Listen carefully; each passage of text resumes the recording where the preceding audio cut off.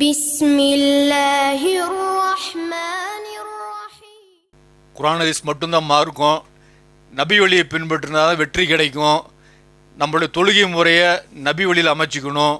இப்படி அடிப்படையில் தௌஹீத் ஜமாத் செயல்படுது. பல விஷயங்களில் அல்லாஹ் சொல்லக்கூடிய விஷயங்கள், அல்லாஹ் ரசூல் சொல்லக்கூடிய விஷயங்கள் அடிப்படையில் செயல்படுது.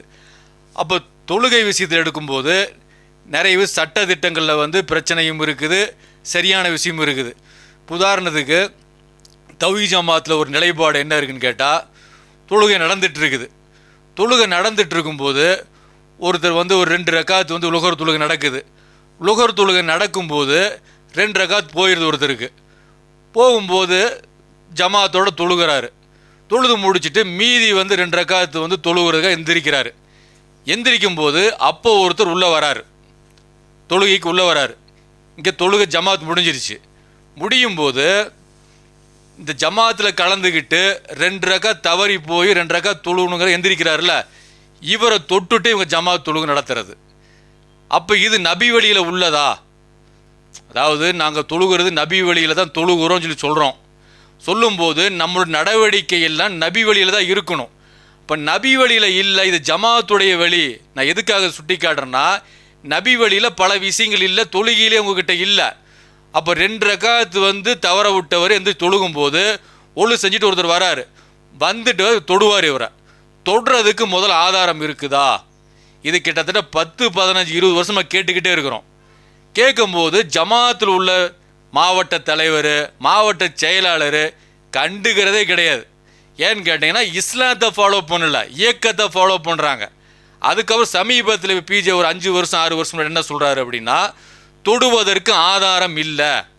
இந்த மாதிரி தொழுதுட்டு இருக்கிறாரா, அவரை தொடுவதற்கு ஆதாரம் கிடையாது, பக்கத்தில் போய் நின்றுக்கணும் இப்படிங்கிற விஷயத்தை அவர் பதிவு பண்ணுறாரு.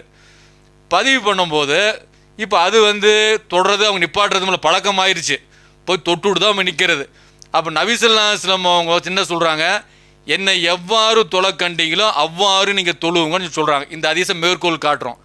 அப்போ நபி ஸல்லல்லாஹு அலைஹி வஸல்லம் அவங்க யாரையாவது இப்படி தொட்டுட்டு நின்னாங்களா, அல்லது யாராச்சும் இப்படி தொட்டுட்டு நின்னதை ரசூலுல்லாஹ் பார்த்து அங்கீகாரம் கொடுத்தாங்களா? ஹதீஸ் இல்லை, எந்த ஹதீஸும் இல்லை. இது மனோ இச்சையின் பிரகாரம் இந்த நடைமுறை இருக்குது.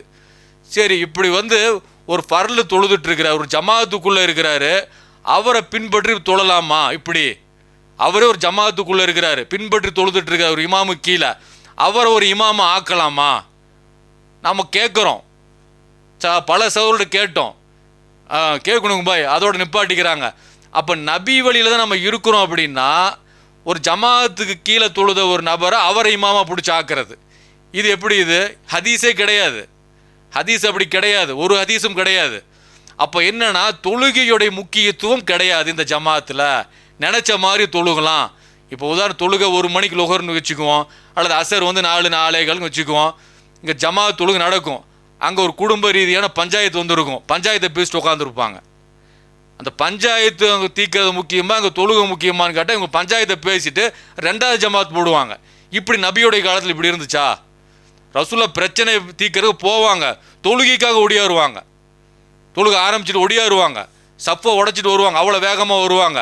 பஞ்சாயத்து பெரிய பிரச்சனையாக இருக்கும், அதை தீர்க்க போவாங்க. இப்படி நபியோடைய காலத்தில் இருந்தது. நபியோட நடைமுறை இப்படி இருந்துச்சு.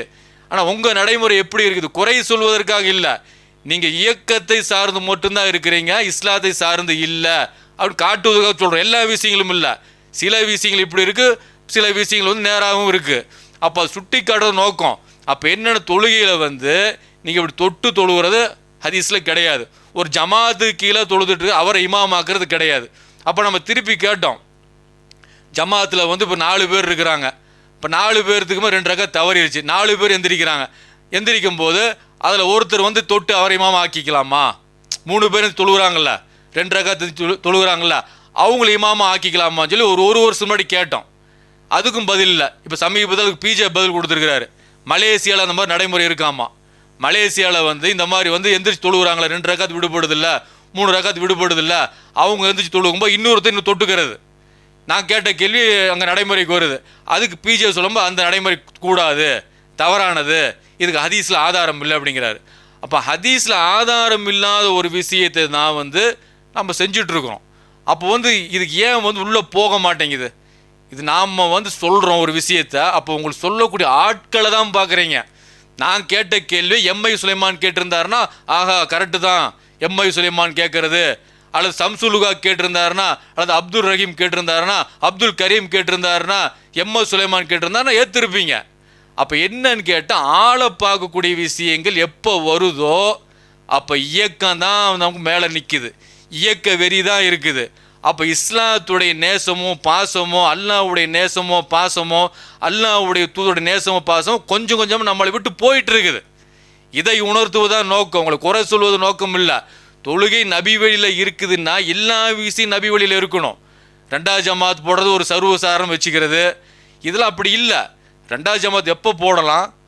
ஒரு தோழர் வராரு, நபி ஸல்லல்லாஹு அலைஹி வஸல்லம் காலத்தில் ஒரு சஹாபி வராங்க, ஜமாத்து முடிஞ்சிரு, ஜமாத்துக்கு தான் வராரு, அவர் நபியோட சேர்ந்து தொழுகு தான் வராரு, வரும்போது ஜமாத்து முடிஞ்சிருது. அப்போ நபி ஸல்லல்லாஹு அலைஹி வஸல்லம் கேட்குறாங்க, இந்த தோழரோட சேர்ந்து இவருக்கு தர்மம் செய்பவர் உங்களில் உண்டான்னு கேட்குறாங்க, இவரோட சேர்ந்து தொழுவுங்க அப்படிங்கிறாங்க. அப்போ அவர் தான் இமாமா நிற்கிறாரு, லேட்டாக வந்த அந்த தோழர் வந்து இமாமா நிற்கிறாரு, ஏற்கனவே ரசூலுல்லாஹோட தொழுதவர் பின்னாடி நின்று தொழுகிறாங்க. இந்த நடைமுறை வச்சுட்டு எப்பப்போ ரெண்டாவது ஜமாத்து மூணாவது ஜமாத்து இதெல்லாம் போடுற மார்க்கத்தில் எங்கே இருக்குது?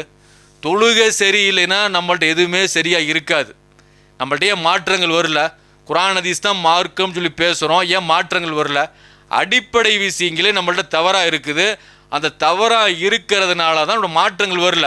அதனால் வந்து தௌஹீத் ஜமாத்தை சார்ந்த சகோதரர்கள் இதில் உண்மையை புரியுங்க, உண்மையை புரிஞ்சு நம்மளோட தொழுகை உண்மையிலுமே நபி வழியில் இருக்குதான்னு பார்த்து திருத்திக்கிறோமா நம்ம அன்பா நம்ம கேட்டுக்கிறோம். அல்ஹம்துலில்லாஹி